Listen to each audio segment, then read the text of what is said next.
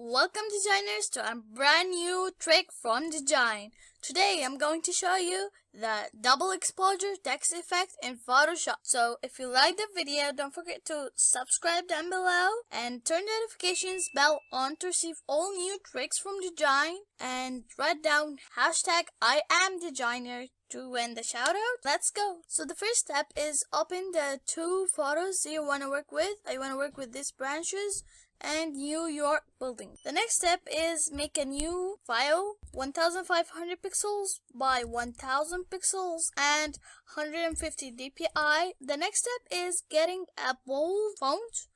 I will use the Berlin Sans FB Demi Bold. I'll make it big so it fits the screen so you can see what is happening. I will center it like that. I'll make it a little bit smaller because it exceeded the limits.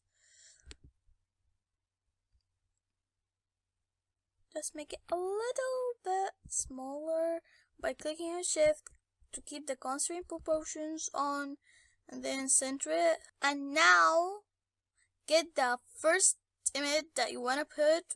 For me, I will put that branches. I will resize it so it fits, so it covers all the letters.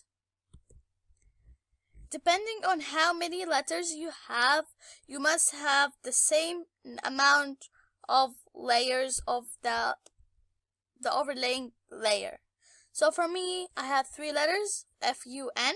I must have 3 layers of the branches. And then select pixels of the text, like that.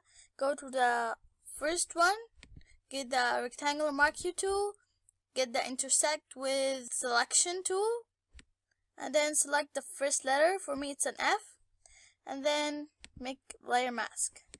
Now repeat the steps, select pixels, go to the next one, get a rectangular marquee, intersect with selection tool, and then make a layer mask, which is over here, the vector mask, and then go select pixels like that, go to the third one, get the rectangular marquee, intersect tool, intersect with selection tool, add a layer mask, and then hide the text like that.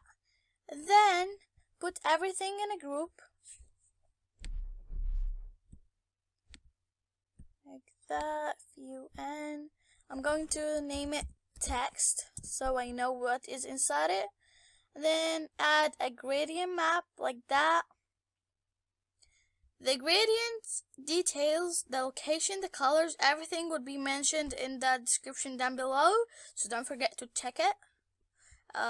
This is double exposure 1 and the other one is double exposure 2. We're going to work with it after some time. That, okay. And then now it's time to get the other image. For me it's the buildings. I'll close that tab. I'll just put it up like a little bit so the buildings appear in the text, and then go select pixels of the text layer, go to the image layer, and then add a mask like that, and then add another gradient map like that. Now I will use the double exposure too. Okay, and then let the gradient layer to be 35%. Then I'm going to make the image layer, the buildings layer, I'll make it 65% so the branches appear like that.